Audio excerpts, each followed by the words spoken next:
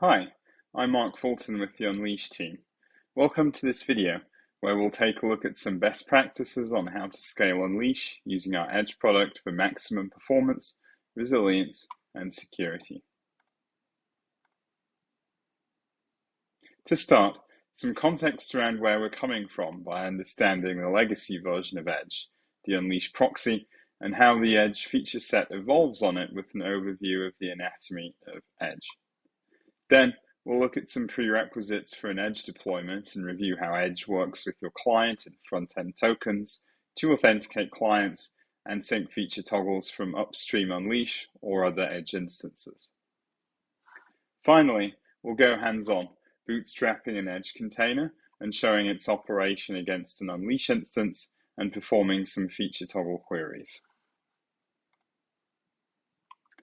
First, some context on the legacy proxy solution to understand the initial set of problems we solved. Then, we'll review an evolved feature set with Edge. The Unleash proxy is the Node server-side SDK wrapped up with additional API layers. It acts essentially the same way as the server-side SDKs do. It will sync configuration for feature toggles every 10 to 15 seconds or so with the upstream Unleash server,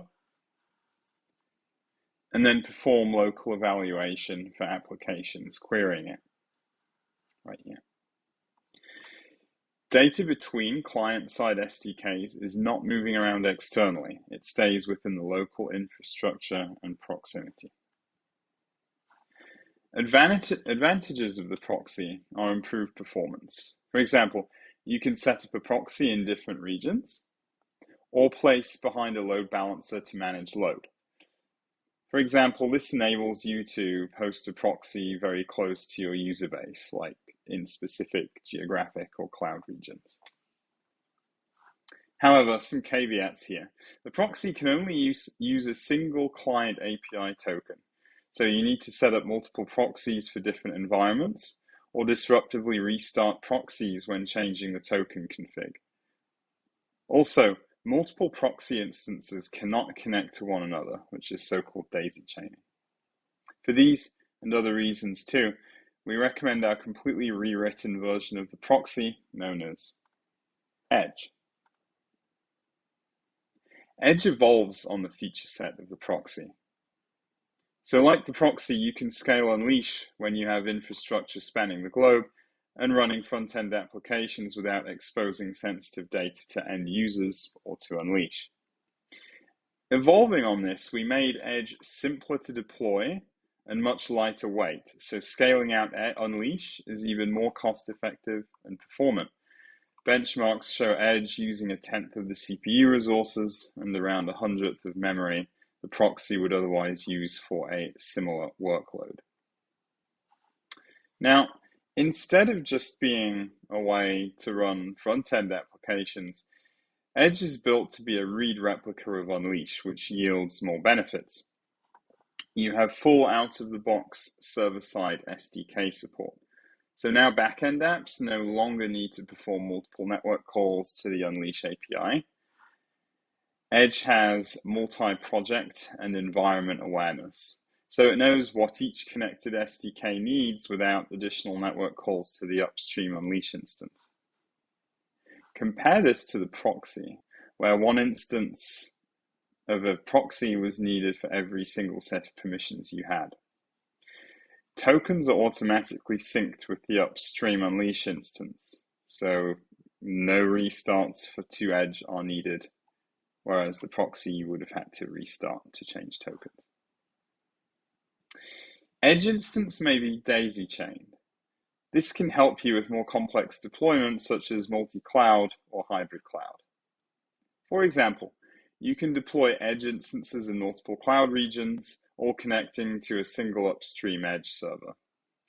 Then the single Edge will perform the longer network hop to the primary Unleash instance here.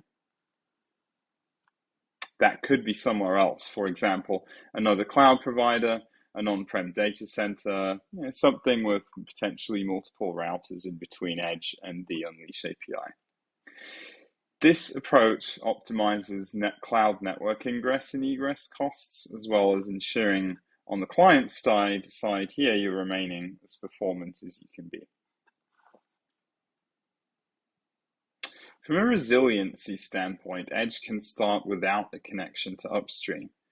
So even if Unleash goes down, Edge will be available for server and client SDK connections. With backwards compatibility, Edge is also a drop-in replacement or upgrade from the proxy, as the same endpoints are supported as the proxy in Unleash itself. So no matter how you were using the proxy or front-end API before, you just have to point SDKs at Edge. It's built to be as backward compatible as possible. Now on to configuring Edge. We'll look at the various API endpoints and tokens those endpoints accept, as well as how to populate our toggle cache to respond to application. Recall that in the Unleash architecture, client tokens are to be used with server-side SDKs, Edge or Unleash, to fetch full lists of feature toggles. Front-end tokens, on the other hand, are to be used by application front-end SDKs to query the state of feature toggles that only apply to that application's specific context. With this in mind, we have 3 different endpoints available called out on this slide. The client API, first of all, at /API/client. Use this for populating Edge cache only, not for your applications. This endpoint will return a complete payload of feature toggles once queried. The front-end API is available at both /API/frontend as well as /API/proxy. These are for front-end apps only, as they provide context specific to that application session in a smaller payload. They don't allow for querying of complete feature toggle lists. And remember, they're fully backwards compatible to allow for in-place upgrades from the proxy. Now, how do we make Edge aware of which feature toggles it can serve to front-end SDKs? There are several methods here. Our preferred or recommended approach is to bootstrap Edge with a client API token and upstream URL as command line arguments or container environment variables. Here's the example command. This way, once we make a request to the API client features endpoint using a client token, Edge will validate upstream and fetch the respective features available for that client token's environment and project. If starting Edge without tokens, the second approach here, we can send a curl to the features endpoint using a good client token in the header. This is also useful if you want to make Edge aware of additional tokens after startup. So through either of these methods, token cache will be populated, and front-end tokens can now query feature toggles using the front-end or proxy endpoints within the respective scope, again, a project or environment, of the client API token. Again, if you need to pass multiple tokens to Edge, you can do so using either method, bootstrapping or by curling, specifying the token. There is one last method here, which has more of a restrictive use case. This is to populate toggle cache using Edge's offline mode. This is where toggle cache can be pre-populated using a static JSON file. For example, toggles exported directly from an Unleash instance without specifying an upstream URL in the arguments here. Now, like I mentioned, offline mode should only be used in restricted use cases. For example, testing while an Unleash upstream is unavailable. Keep in mind here that even if Edge is running in Edge mode and something happens to the upstream connection, it will continue to serve API requests from its toggle cache. So again, in the vast majority of use cases, you'll still want to use Edge mode. As a final note here, provided Edge has started in Edge mode once with a valid token and has something in its token cache, it can also start without a connection to upstream.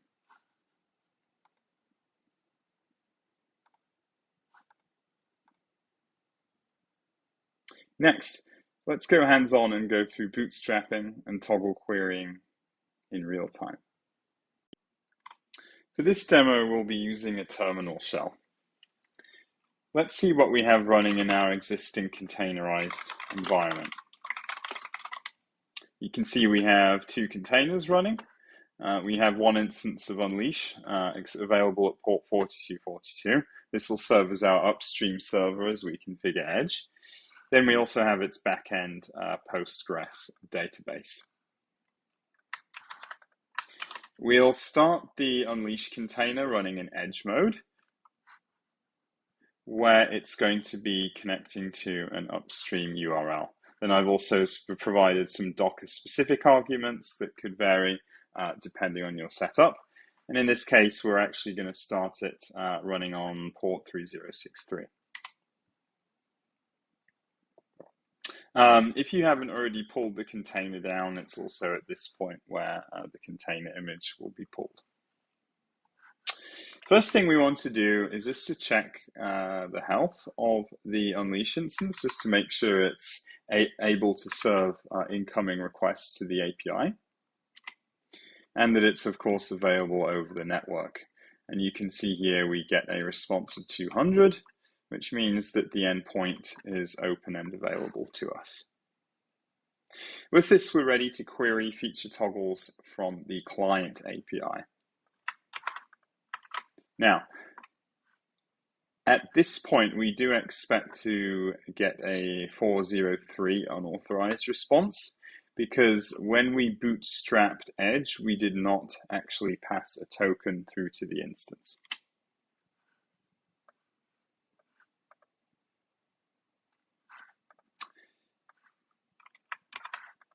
Now, if we provide the same command with a server-side client SDK token, we should receive a response with those feature toggles that came back earlier.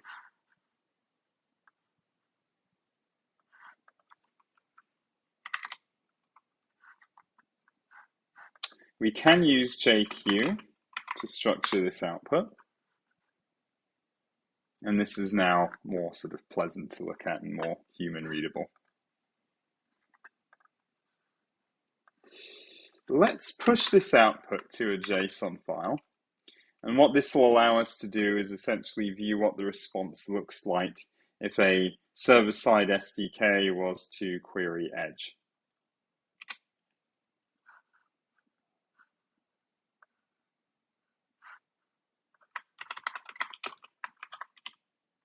And there we see the full JSON output.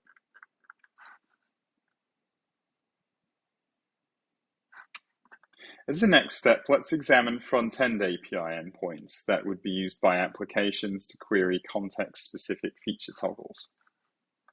So we'll hit /API/frontend with a front-end client API token. And you can see the different endpoint here and a different token. Then we will also get this pushed to a JSON file so that we can view what the response would look like for a front-end SDK leveraging this token.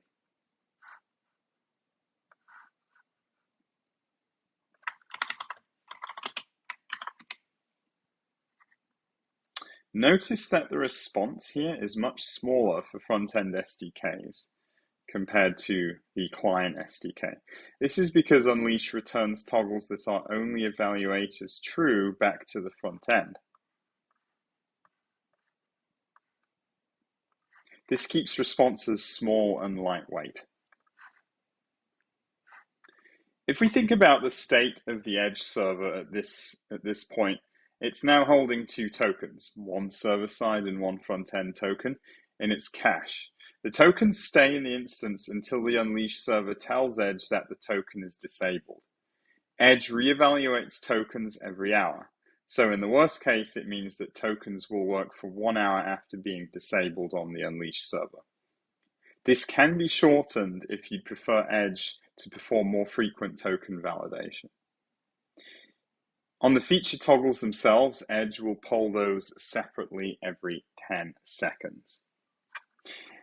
We can see those default values and also how to configure those custom parameters by checking the help output of the Edge binary.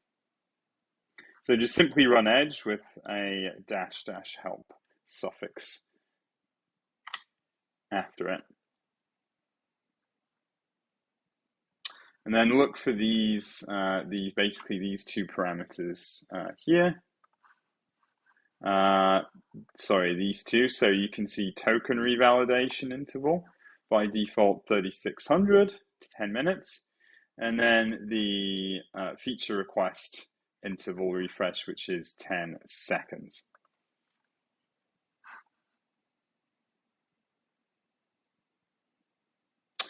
Then finally, Edge has an offline mode available.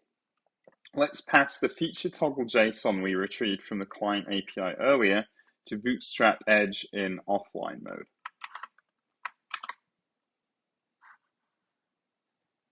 Notice that I'm passing the JSON file here, along with a secret that we'll use in a following step to authenticate a front-end client query.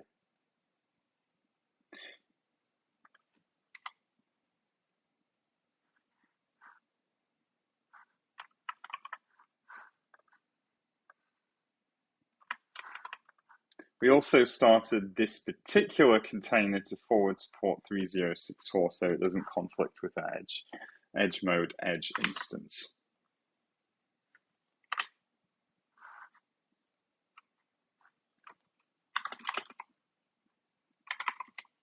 And again, we can see those particular toggles return to this client-side query.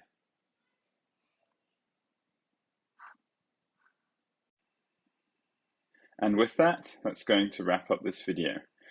Now you should have everything needed to deploy Unleash at scale through Edge. Thanks for watching, and see you in the next video.